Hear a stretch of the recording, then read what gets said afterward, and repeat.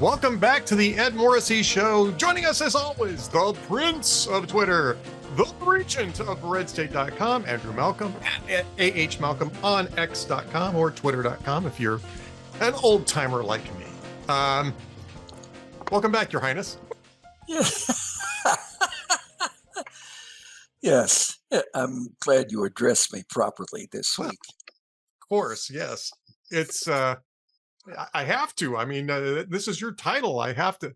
I'm the one who came up with it, so I have to honor the bit.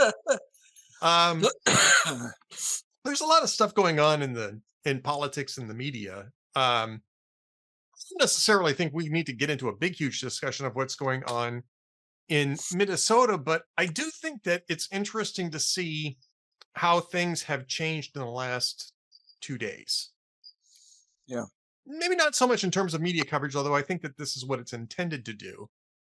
But, you know, there was another shooting in Minnesota, in Minneapolis. This was shooting of a guy who was apparently trying to obstruct an arrest, who was carrying a weapon, which is a bad idea if you're going to try to obstruct law enforcement. There was some confusion over the weapon, and he ended up being shot and killed.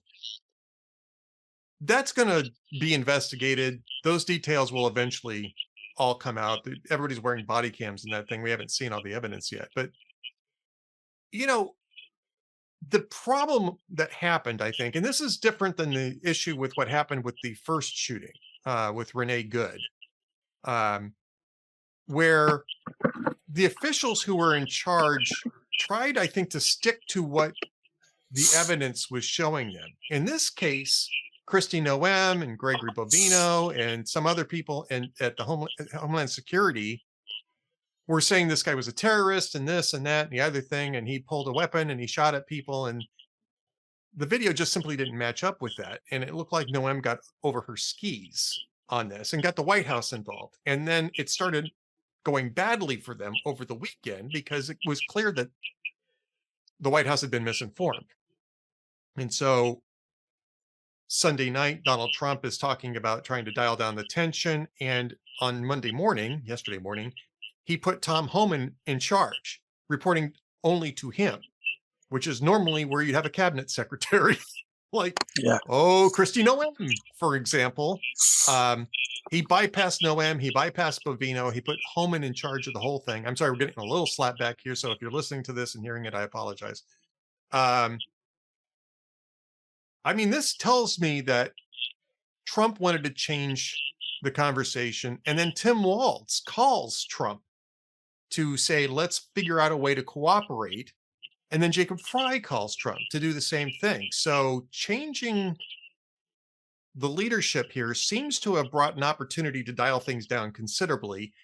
And all of a sudden last night, Minneapolis local law enforcement starts arresting protesters rather than just standing around and letting them do what they're doing. This to me seems like improvement. And I think the media is starting to figure this out too. But I mean, this could have kept going in a completely different direction, and it was going badly.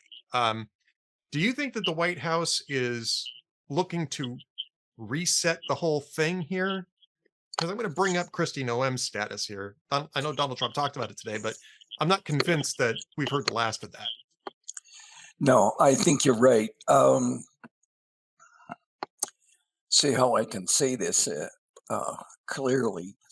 I think the White House realized they were losing as the protesters intended them to lose. This is a replay of the Vietnam War protests, which I covered a long time ago, in which you get people, I don't know whether, the ones today are being paid.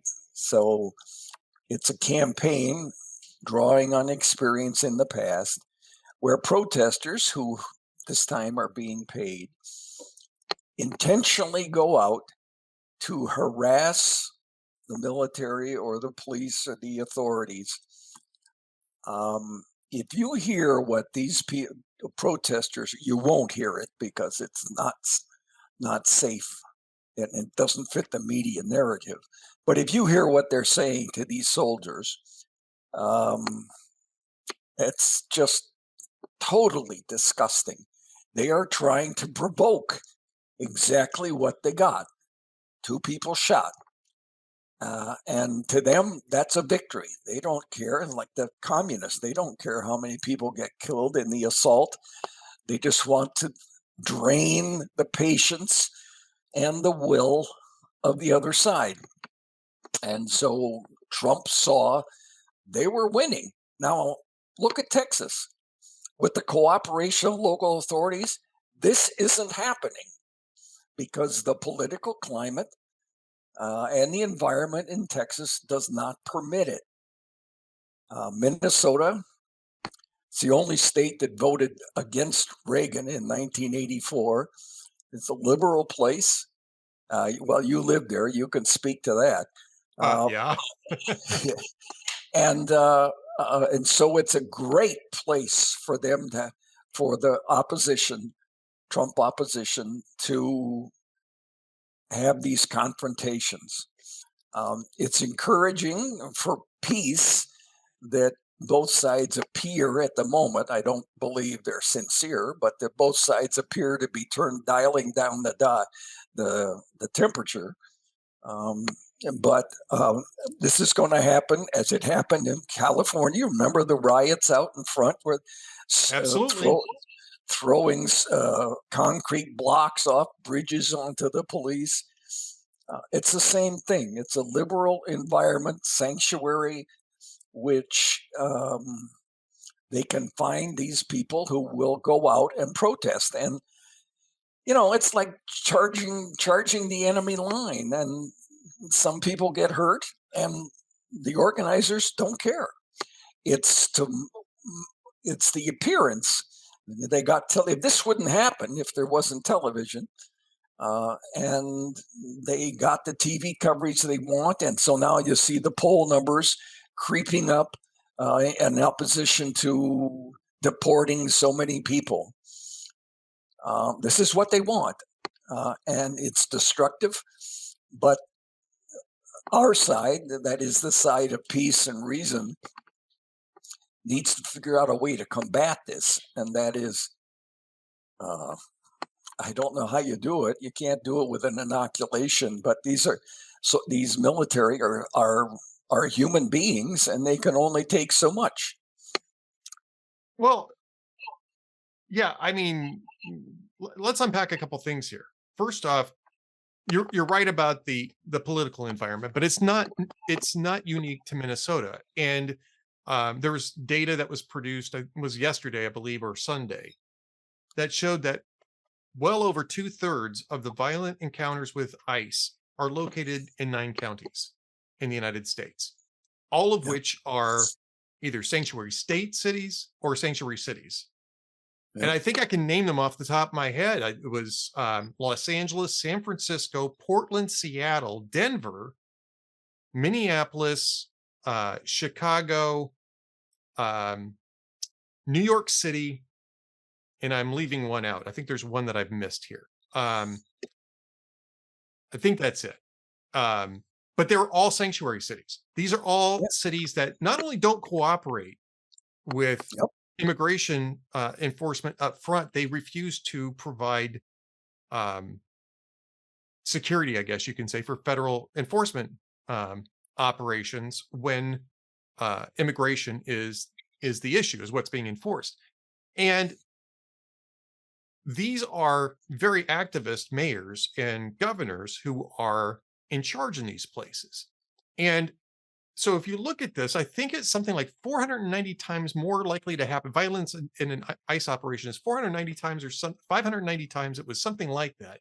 More likely to happen in those jurisdictions than they were anywhere else. And you have to parse this out a little bit, right? Which is the fact that these are large cities.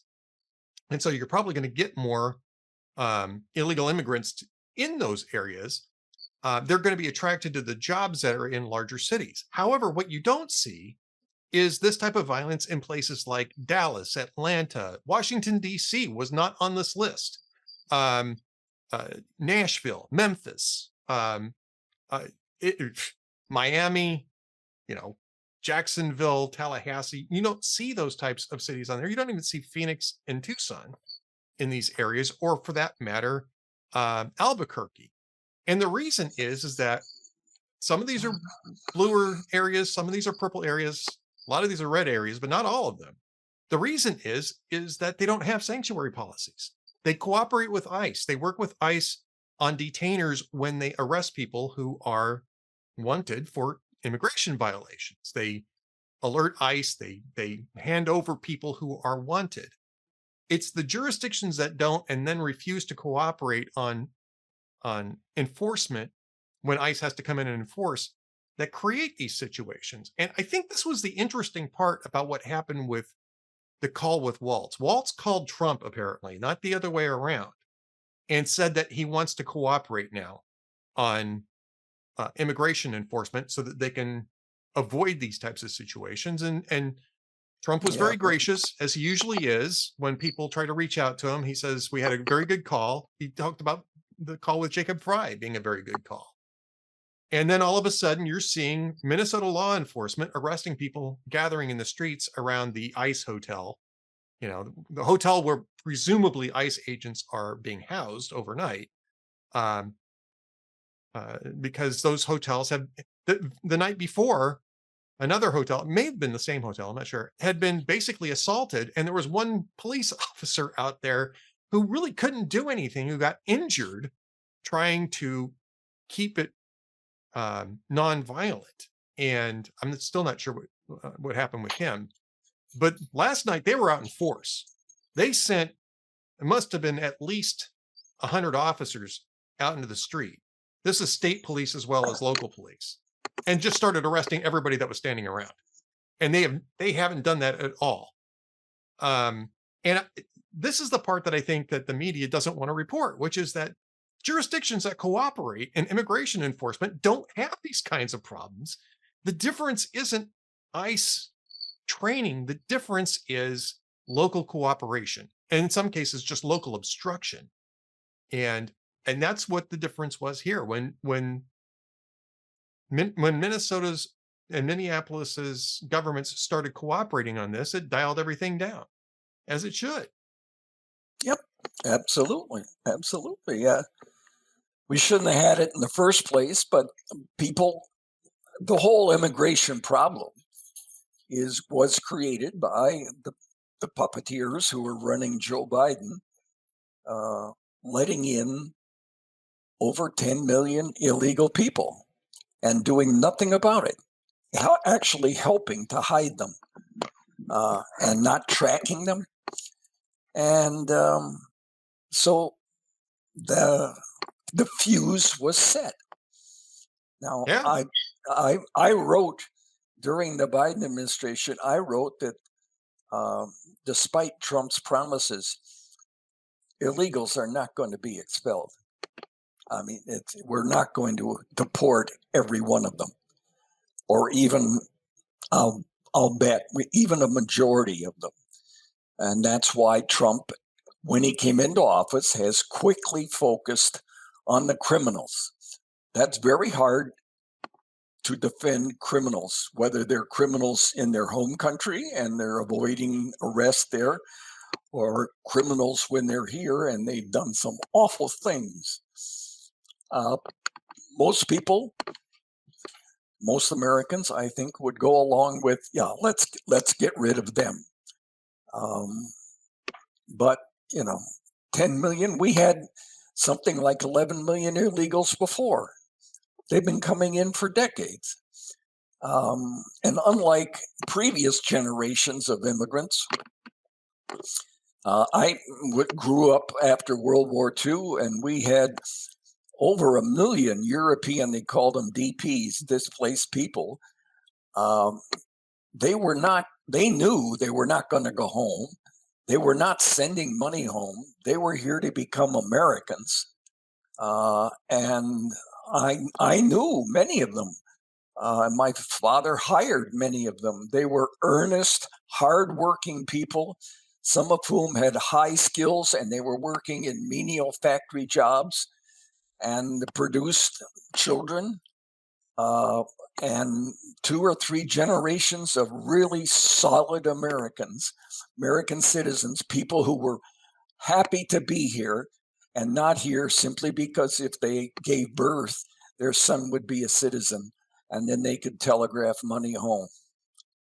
Yeah, we've always had legal immigration. We're going to have legal immigration. You're always going to have some people sneaking over the border. I mean, that's the nature of borders, unfortunately. But what we were having was a massive invasion of lots of people coming across the border, millions each year. And the Biden administration refused to do anything about it. You're going to have to get those people out at some point, or you're going to have to at least identify them and ensure that you're going to do something with them. And when Trump said, I'm going to go after these people, I think a lot of people were saying, well, it's kind of impossible to do. The whole idea of self-deportation is kind of silly. Well, as it turns out, self-deportation is actually a thing. They've actually set up a computer app for this, and they're paying people to leave, which frankly is kind of brilliant. And a lot of people are taking advantage of it because it restores their ability to re-enter the U.S. at some point legally. It's a great idea. It's a smart idea. But enforcement was always going to look like this. Enforcement was always going to look like this. The reason why it's an issue now is that the government has never tried to enforce immigration law at the scale necessary in order to deal with the issue. And we've had sanctuary cities for 30 years? But no one has ever challenged sanctuary city, and for that matter, state status until now. And it's going to be in court, and they're going to have to deal with the fact that sanctuary status and sanctuary declarations are unconstitutional. States can't declare themselves immigration, ollie oxen-free zones for illegal immigrants because state law doesn't apply. The Supremacy Clause in the Constitution gives the federal government the plenary authority to deal with immigration issues. And just to emphasize this, let's go back to September 2012, I believe it was, or maybe it was June 2012. In a Supreme Court decision, the state of Arizona had passed a law that required local officials to flag illegal aliens and demand that DHS do something with them. And the Obama administration took Arizona to court, and the states and the U.S. Supreme Court said Arizona can't pass those laws. It's because immigration, the plenary authority for dealing with immigration issues is with the federal government. They're going to have to do the same thing in reverse for sanctuary cities.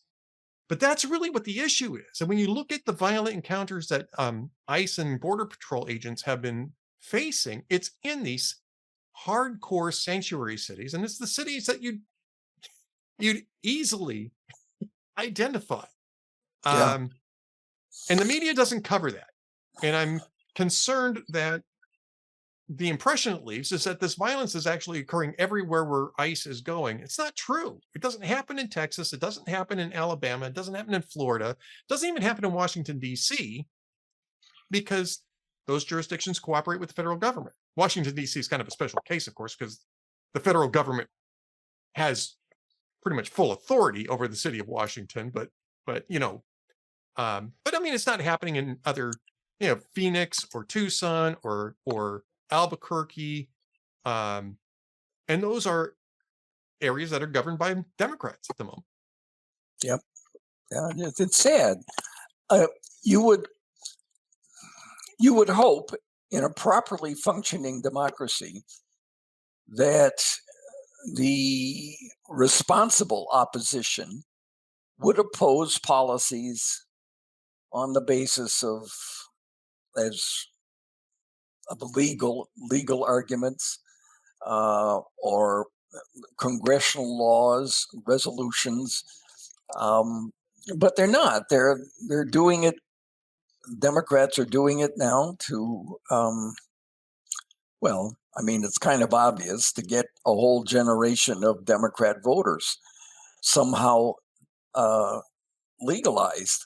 And part of the fight is don't have voter ID, don't have citizenship approval. And so it's a mess when you have an irresponsible opposition. As you say, as you properly pointed out, Trump is for a change. There is a government, an administration that is attempting to enforce the law.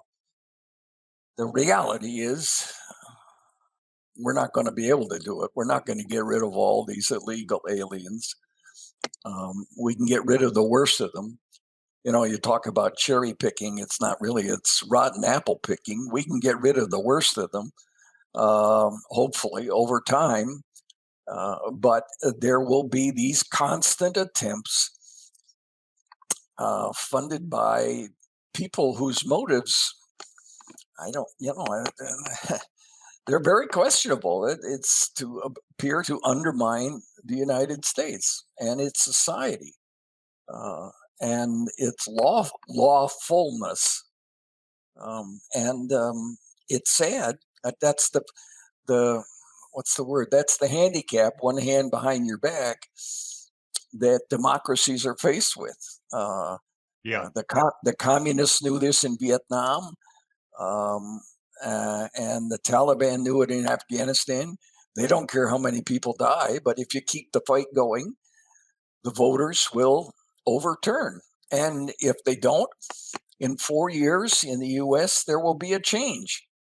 And that's what they count on. And that's part of our strength, but it's also a weakness, a serious weakness at the moment. I want to get to the politics of this because I mean, this is, I just had a post that went up right as we were just starting this. You know, we're recording this on Tuesday afternoon. It'll go up tomorrow, Wednesday.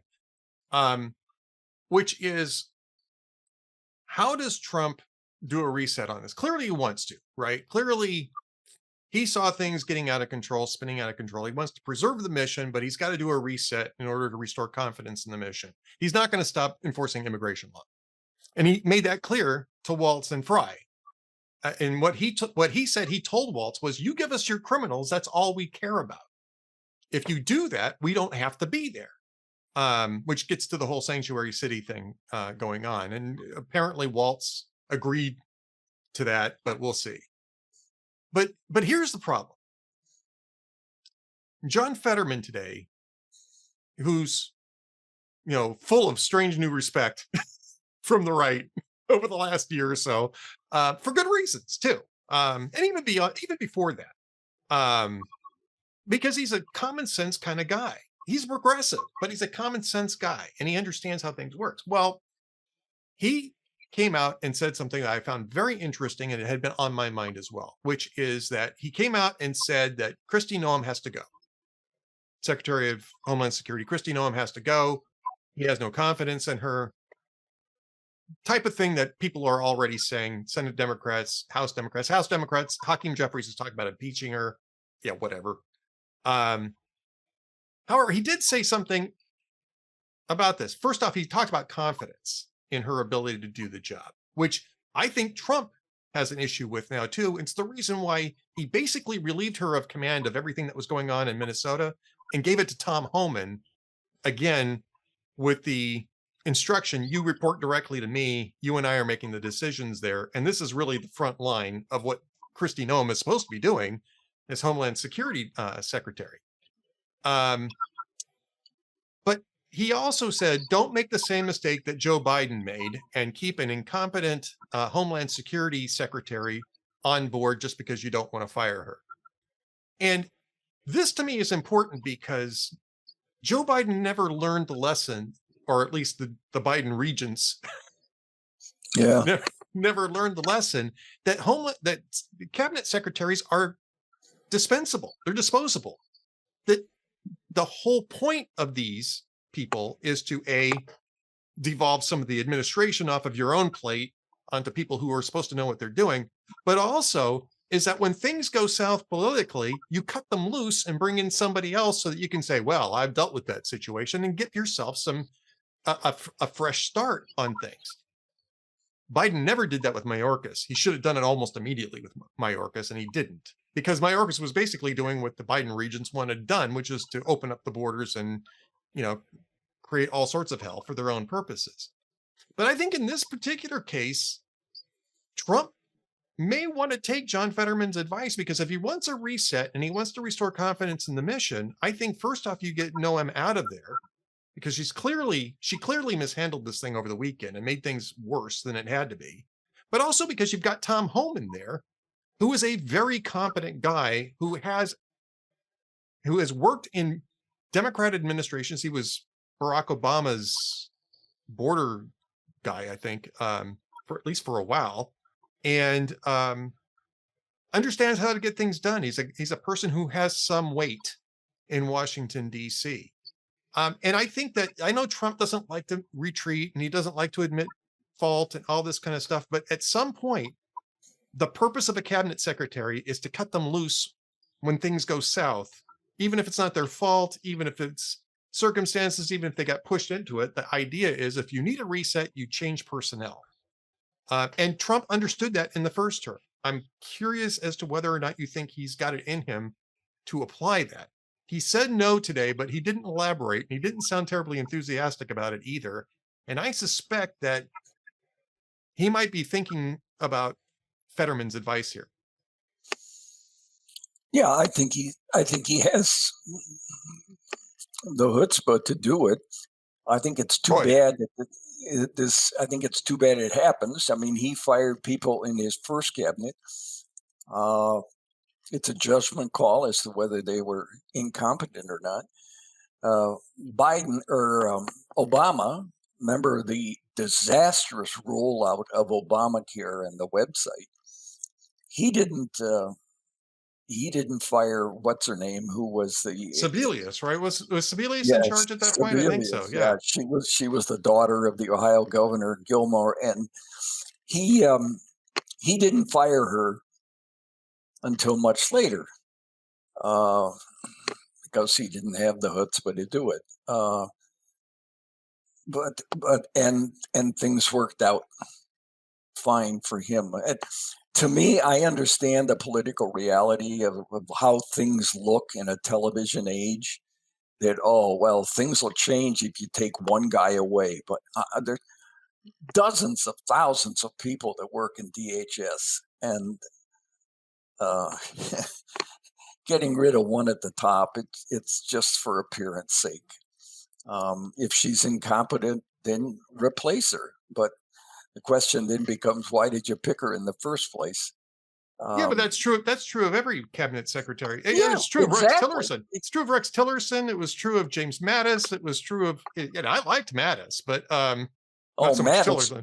No, Mattis actually quit. He wasn't, Trump he kind of got pushed out, but yeah. Well, no, he quit. He quit. His resignation letter was written before Trump fired him, because he's a man of principle and he's a military man, and he didn't want to abandon our allies in Syria. Trump said he wanted to pull all the U.S. out, and Mattis said, "No, you can't do that. We're tied with them. They've been loyal to us," and he said he was going to do it. So Mattis resigned. To me, that's a principle, and he's got a right to do it. And it's too bad, because Trump could have used him a lot later. Mattis showed that he could eliminate ISIS, the caliphate, very effectively, because he's a real soldier. But he has principles, and turned out in the end, Trump didn't withdraw everybody. They're still there, and Trump has been ordering some bombing missions because ISIS has attacked the U.S. troops who are still in Syria, who Trump was going to pull out, and that's why Mattis quit. So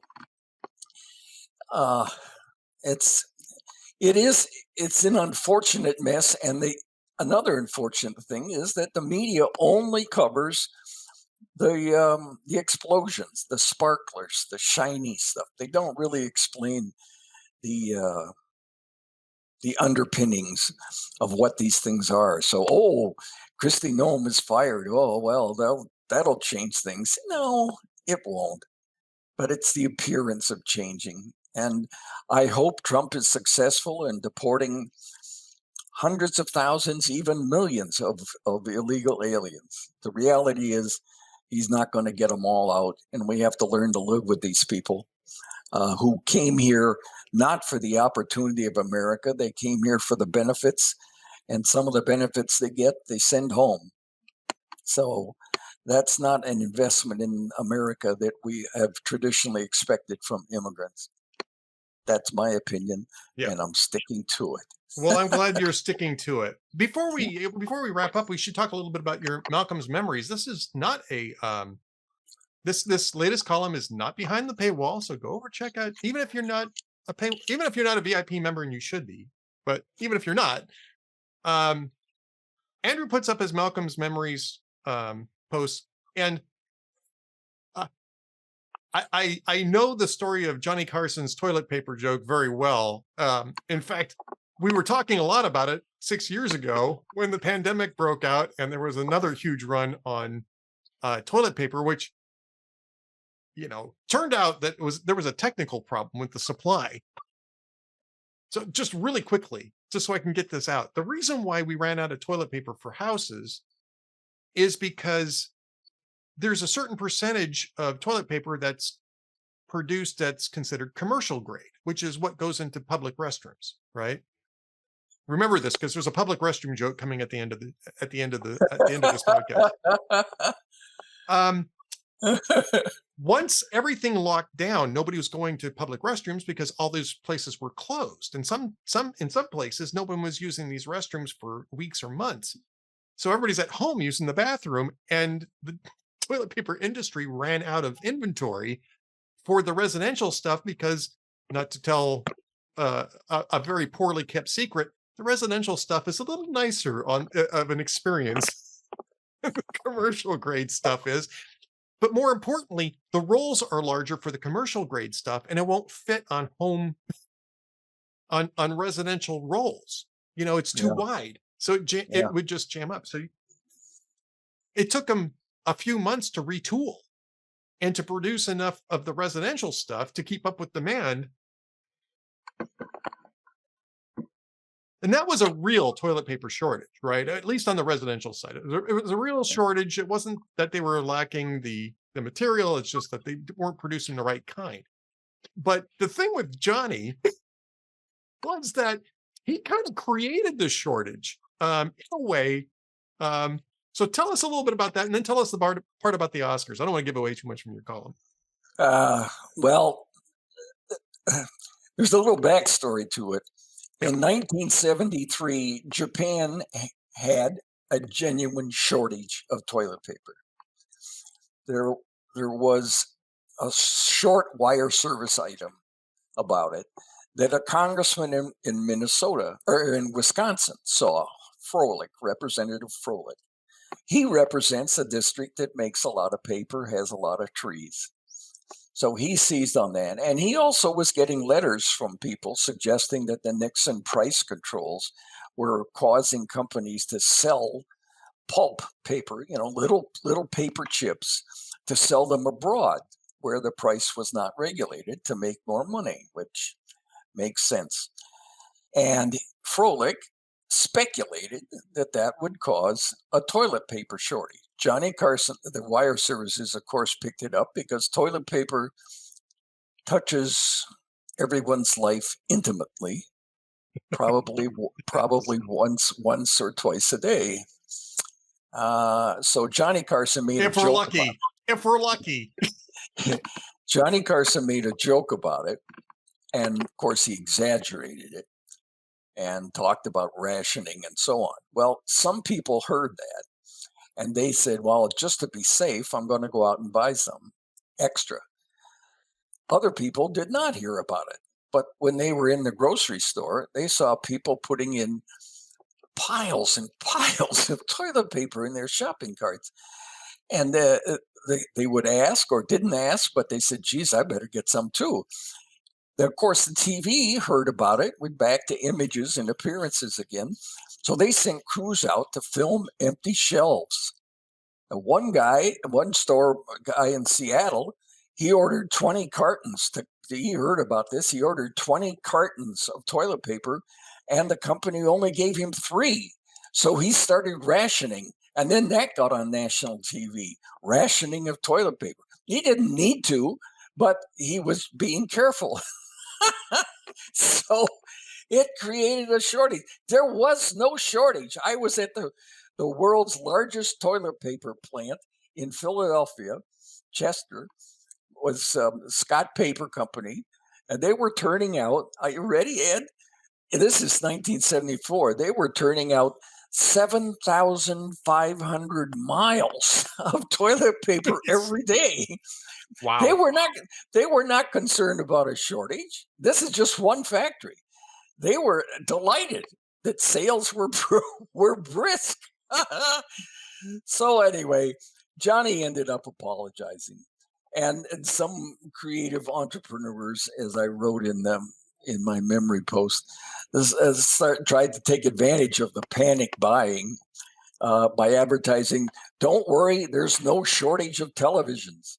We have all the televisions that you want to buy. I don't know whether that worked or not, but anyway. And then one day, another memory. One day, I went about this time of year to a factory in Illinois where they make the Oscars, where they made the Oscars. I guess they have a new supplier now, but they made 70 12-pound lead statues, all gilded. And I talked with the people who made it, the woman who made it look silver, the guy who polished out all the imperfections, and they taught me how they make it. And watching, the reality was very few of them went to movies ever. The one guy said, "Oh, geez, the last movie I went to, I think, was the Ten Commandments." But that was the best one. They didn't go to the movies, but they did watch TV, and they did complain about the way people hold them by the legs. He said they're getting their greasy fingerprints all over them. So anyway, so I had some fun with that. And then there was another anecdote this time that I wrote about about the healthiest American that I have stayed in touch with over all these years, and I wrote about why he was so healthy, how he was so healthy. He was a teenage boy at the time, and so I had a lot of fun with that, as I do with these stories, and often have some what do you call it, updates about what happened to some of these people that I write about back then. But I had a lot of fun doing a lot of stories, thousands of them for the New York Times and hundreds for others. And so I decided, at the urging of the editor at Red State, to write about some of the incidents that were kind of funny and very human. Yep, and we are delighted. There's a brand new one at redstate.com. Go check that out. And he'll have a VIP thing soon enough too. But I mean, yeah. But for right now, go enjoy the free one over there. So do you have any jokes of the week for us? I do not have any jokes. However, I neglected to mention that there are now 39 memories, and they're all listed at the end of each one. So people can go and see them, and they can look back on their own memories of what they read. There you go. But no, I do not have a joke. Well, I have two for you. Oh, and they're both relatively clean. Well, that's a change. Well, that is a change. We'll start with the bathroom joke though, which is actually clean, but it's a bathroom joke. Okay, so I went to the men's room and I'm sitting in the stall, and I just sat down when I hear this guy's voice in the stall next to me, and he says, "Hi, how are you?"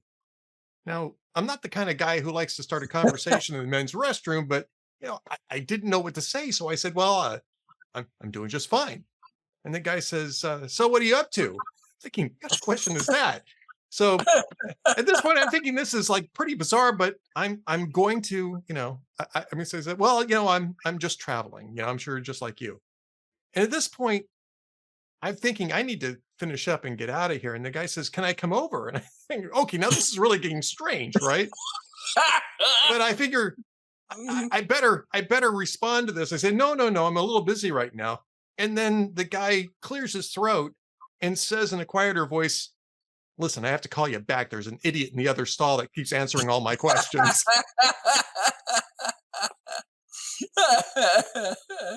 Well, it's clean. It's a bathroom joke, but it's clean. All right.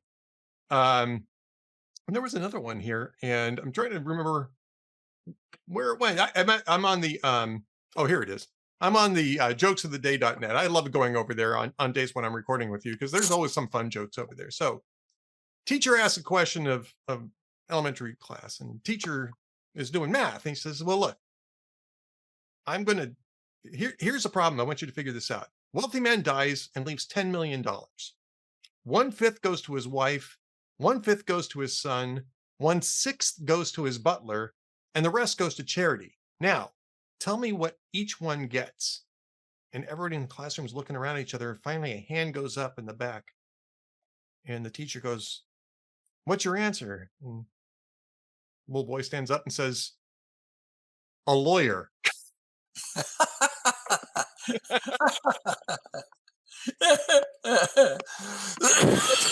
That's probably the best answer you could possibly give to that. But yes, I have no idea. That's a good one. Okay, all right, I'll buy that one. Yeah, all right. And it's clean. It's clean. It's clean. That's right. That's right. Clean jokes. So there you go. All right, Andrew Malcolm, the Prince of Twitter, the Regent of RedState.com, at AH Malcolm on Twitter.